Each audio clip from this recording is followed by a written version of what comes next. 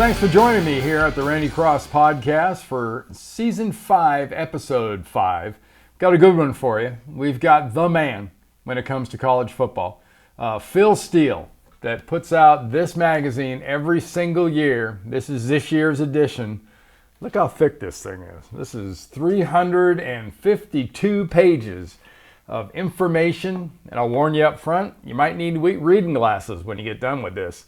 This thing has got some small print in it. It really, really does. Hey, before we get to the interview with Phil, I want to remind you, if you're on YouTube and watching us, go ahead and hit the like button and follow us. Follow us, like us. We'd really, really appreciate it. We're trying to get an accurate gauge on who's watching and what's going on, and that'll make things a lot easier if you just hit that button and subscribe. All right? Well, let's get to Phil Steele.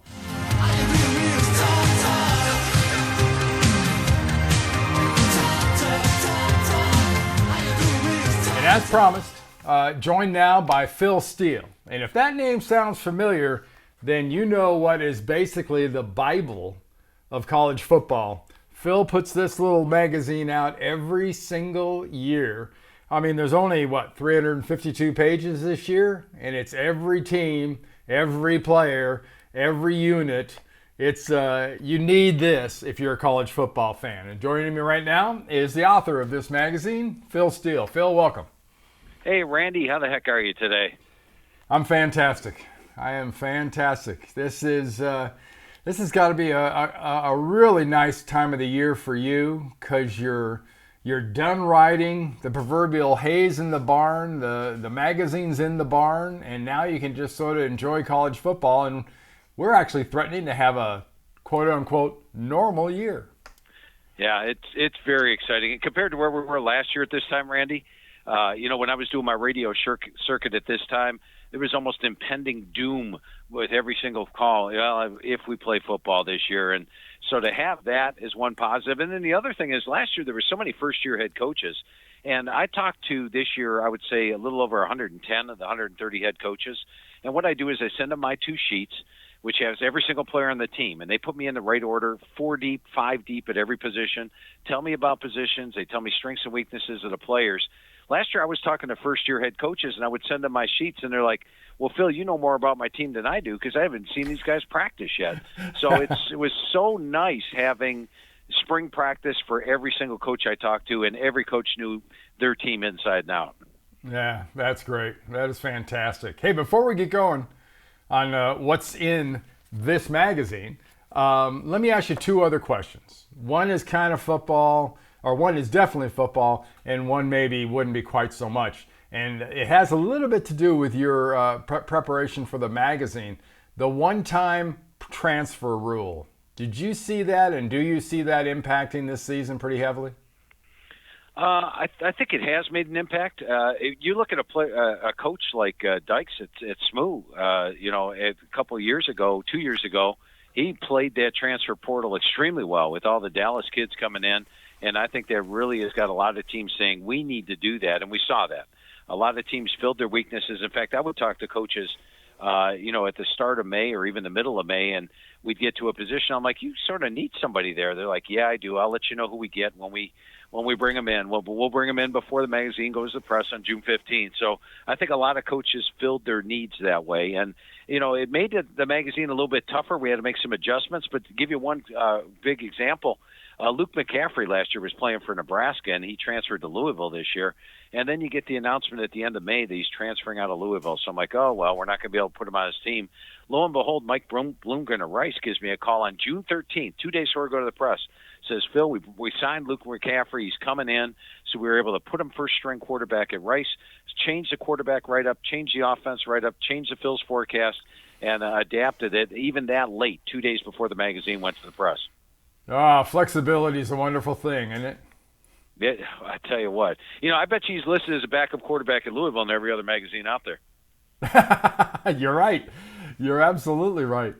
Hey, the other subject, and it has nothing to do necessarily with anything that happens on the field, what kind of an impact do you think this whole name, image, and likeness is going to have?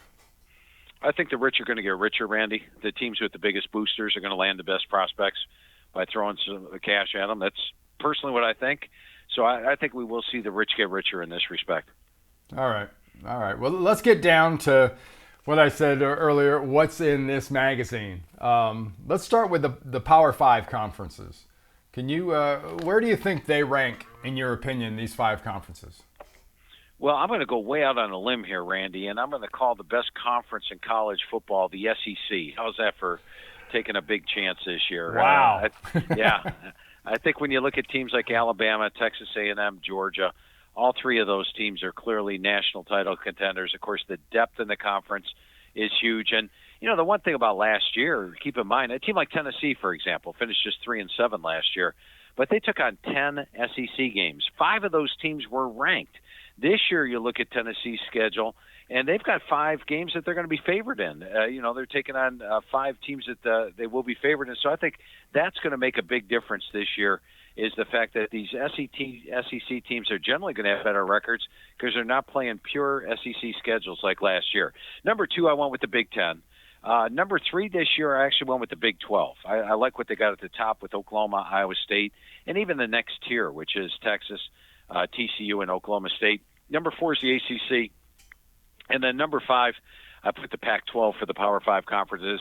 Now, they're talented, and it is one of the most experienced teams out there, conferences out there. As an example, Colorado has 16 returning starters. That's the second fewest of any team in the Pac-12. So it's a veteran squad. I was probably a little miffed at them because they opted out of college football last year and then came back in mid-season. Yeah. I don't blame you. I think there were a lot of people that shared those same feelings. How about my alma mater? How about UCLA? Do you think Kelly's going to have them at least pointed up in the right direction? Last year they were better than the final record would indicate. They gave teams quite a scare. I'm going to go back to that game when they played Oregon. They had a backup quarterback, and yet Oregon, if they didn't get that interception return for a touchdown right before the half, I thought that was a huge play in that game, and Oregon ended up pulling out the win. They've got 10 starters back on offense, 10 on defense. If they don't make a bowl game this year, Randy, then I don't know when it's going to happen. So it's got to happen this year. 3-4 last year, they were close. 10, and even the USC game, would they have 2-score lead in that one late, ended up losing. Stanford, another 1-point loss late. So they could easily have had a much better record last year. I do think they get back and get a winning record this year. See, I see where you had the Big Ten. Do you think it'll be as competitive as it was last year? Yeah, well, Ohio State's still the king of the Big Ten, but I think Wisconsin's up there as a dark horse national title contender. Indiana is as good as they showed last year. And then a team like Penn State. I think Penn State's been number 1 most improved team in the country. Iowa's a team where if they got to play Michigan and their bowl game, both those teams backed out prior to playing them, they would have been 8-2 and in the top 10 last year, and they look pretty solid. So the Big Ten is a loaded conference. And I even look at the bottom of the Big Ten.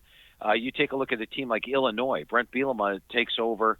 And when I talked to Lovie Smith last year, going over the offense with them, he felt they had 5 NFL-caliber offensive linemen. I talked to Coach Bielema this year, and he echoed those sentiments because they're all back this year. So if you have that type of offensive line and you're picked 7th in your division, that's a pretty good league. Yep. Hey, if you look at the ACC and the Big 12, which one of those two would you say is the deepest? I would have to say that the Big 12 is probably deeper, with the exception of Kansas. Kansas is a team that is going through a rebuild. They've got a new head coach coming in, didn't even have spring practice. But if you take a look at all the way down to number 9, I think you have all bowl caliber teams. And the ACC, I gather, is a conference where there could be a few teams that experience a little, slippage? They may not be as good as they were last year? Yeah, that's definitely possible. I think, a team like NC State is one that, ironically, is a better team than they were last year, but their schedule's tougher because, they're playing at Mississippi State. They've got Clemson at home. They draw both Miami and North Carolina out of the Coastal Division. I think those are the top 2 teams. They have to play Florida State on the road. So it's a pretty brutal schedule for NC State this year. They went from 1 to 7 wins in the ACC last year.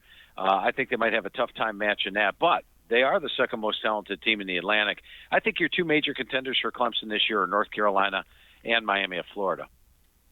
Yeah, I really can't wait to see De'Aaron King kind of comfortable in a system playing 2 years in a row. And he could be something that people aren't really ready for.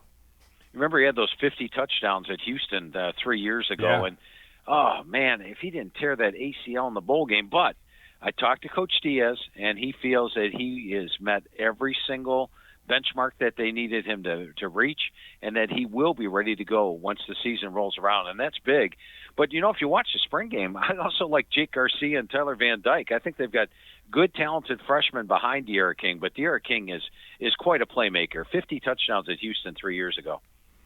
A couple of contenders that could make some noise, and that's on the other side of the country, the other coast, Oregon and Washington. What are you looking for out of those two? And I think Oregon will be the clear pick to win that division this year in the Pac-12 media poll. And they're good, but they also play a much tougher schedule than does Washington. And, I do weight schedule very heavily in the magazine. And give you an example here when we talk about Oregon and Washington this year. I rate the Oregon Ducks in my power poll, which is the overall talent of the team. I have the Ducks number 12, and I have Washington number 16. So you would think, well, I would pick Oregon over Washington in the Pac-12 North. But here's the deal. Washington's got the much better schedule. The Ducks have to play some tough teams out of the South. They have to play Utah on the road this year. They play Ohio State on the road. It's not a conference game, but it's still a tough one. They have to play Washington on the road this year. They play UCLA on the road, and even Stanford on the road this year. So they have a tough road schedule. Meanwhile, when you look at Washington, their road games are against Colorado, Arizona, Oregon State, very winnable. And Washington avoids Utah, avoids USC, and the two toughest games, Oregon and Arizona State, are both at home. And I feel this year, Randy, that home teams are actually going to be stronger home crowds because everybody's just thrilled to be back in the stadiums. So I think you're going to have an even bigger home edge at games than you had 2 years ago. Definitely a much bigger edge than last year. So if you factor in home field and schedule, Washington could very well be favored in all 12 games this year. Meanwhile, the Ducks could be an underdog in as many as 3 games, and that's why I picked Washington to win the Pac-12 North. Tell you, one of the reasons I love your magazine so much is you have what I would consider back in the day a lot of minutia. But you've got stuff. You're going down to the surprise teams. You're going down to the teams that'll have turnover ratios. You go everywhere, including the Heisman Trophy, and including some of the major awards. You go over all that. Where'd you get the ideas for so many of these categories? Because it had to be something you just kind of slowly added over the years. Yeah, and well, it all came with the first issue. Back in 1995, 27 years ago, I put an article in there called Turnovers Equals Turnaround. And I had done a little bit of research about the last 5-6 years.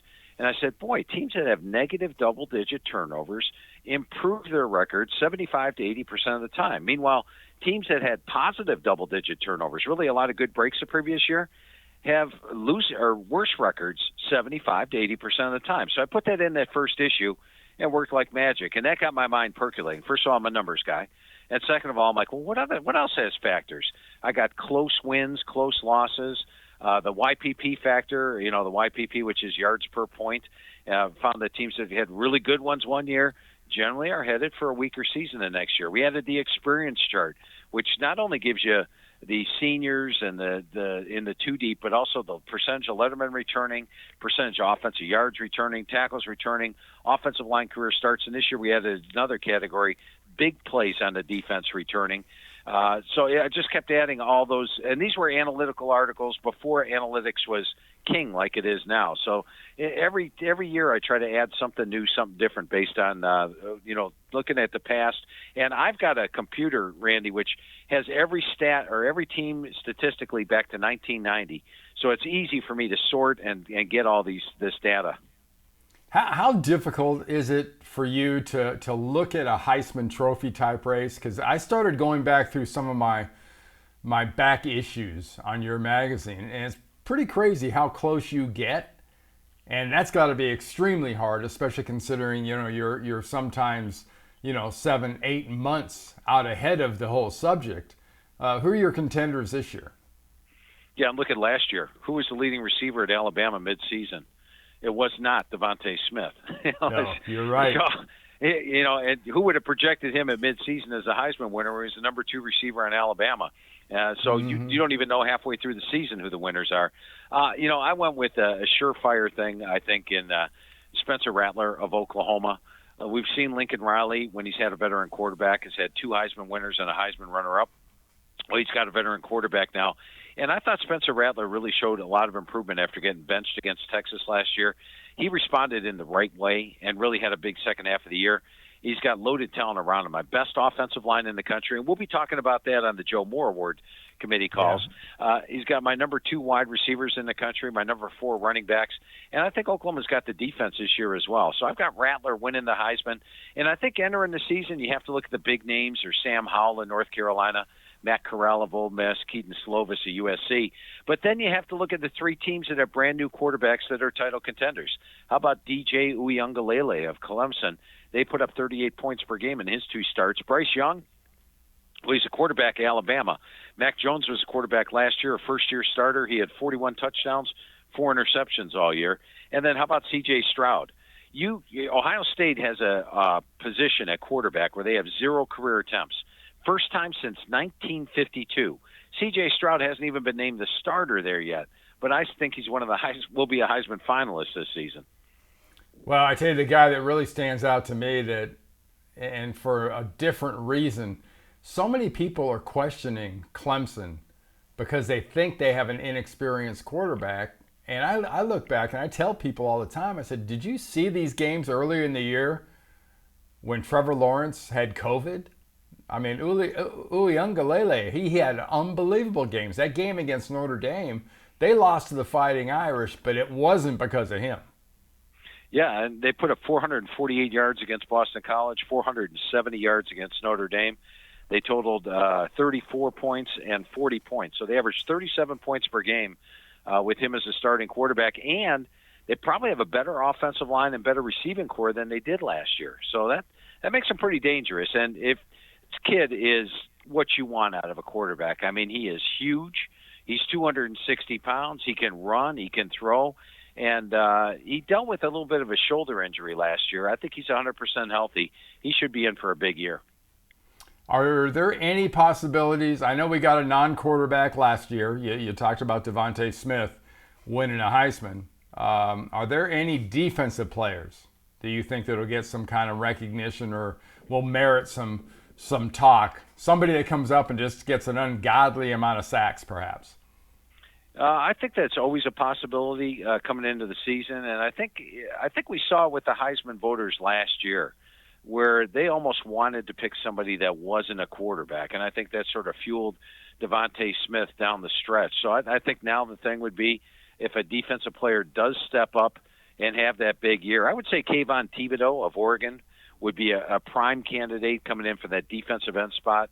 He has been dominant at times, and if he stays as dominant this year, he would have a chance. And then one other guy, DeMarvin Leal at Texas A&M. He could be a guy that gets a lot of sacks this year. And if he has a big game and they upset Alabama in College Station on October the 9th, that would all of a sudden fuel his candidacy.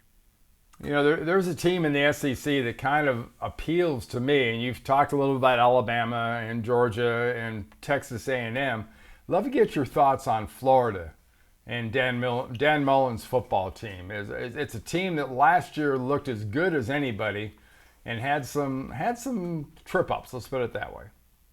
Yeah, they got to 8-1 and looked pretty good. And then there was the shoe toss game against LSU, and then Alabama, and then the depleted team got rolled over by Oklahoma and finished 8-4.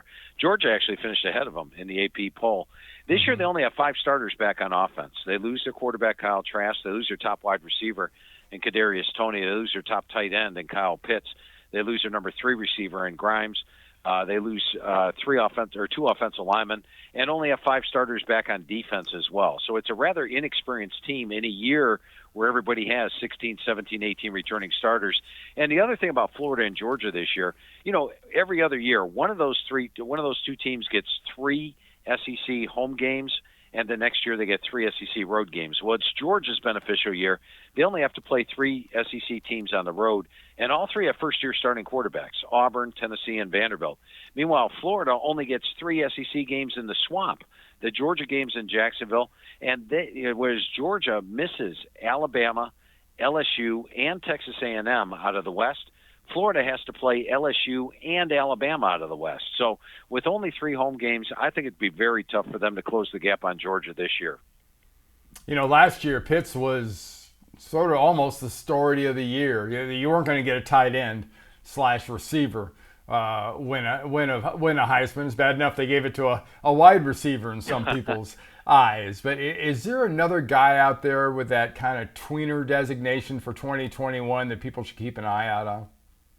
Well, I tell you, one tight end I really like is Jalen Wiedemeyer of Texas A&M, but he wouldn't fit the tweener thing. He is a pure tight end. He's a big guy that can run and catch, but he's also an outstanding blocker. And last year, he was Kellen Mond's safety valve. So whenever they needed a big play at on offense, he looked the way of his tight end, Jalen Wiedemeyer. But I think maybe a guy like Charlie Kolar of Iowa State, he's a decent enough blocker, but he's also a guy that's been used quite a bit in the offense.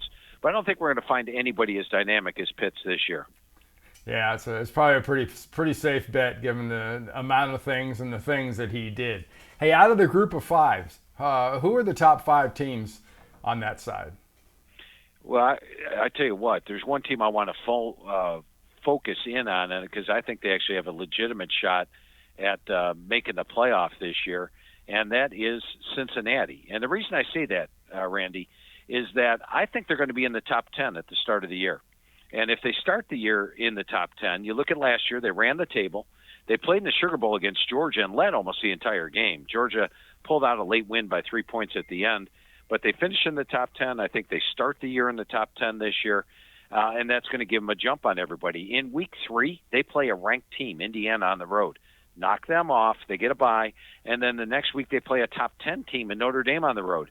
Knock them off, and all of a sudden everybody's talking about the Cincinnati Bearcats. And remember, last year, all 4 teams that made the playoff are now inexperienced this year. They have 9, 10, 11 starters back. They all lose their starting quarterbacks, so they may be vulnerable. You may see some losses up top.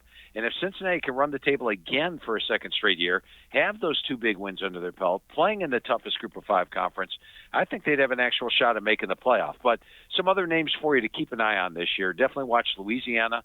3 teams out of the Sun Belt, actually. Louisiana, Coastal Carolina, and App State all have a chance of running the table. They all have a big game on the schedule.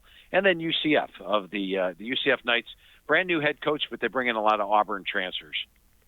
Fantastic. Hey, Phil, I know you got a busy schedule. You got to get running, but I really appreciate you dropping some knowledge and joining me today.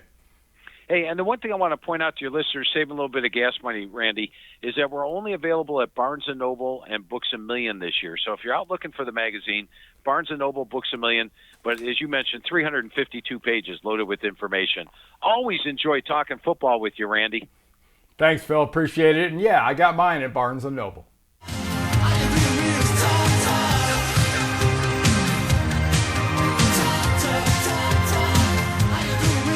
Well, that was fantastic. Phil Steele, what'd I tell you? I mean, it's almost like it's this book talking to you. The information that he has and how fast he can rattle that stuff off. Thank him so much for joining us. Fantastic stuff. Hey, we got a little happy trails for you coming up in a bit, but I want to remind you where you found us. You go to the website, go randycross.com. You can find us on Twitter. You can find us on Instagram. You can find us on Facebook. You can find us in a bunch of different places. But randycross.com is the default place to go when it comes to this podcast. Not to mention YouTube, which carries an awful lot of what we do. All right, let's have an episode of Happy Trails, and we'll see you next time coming up soon.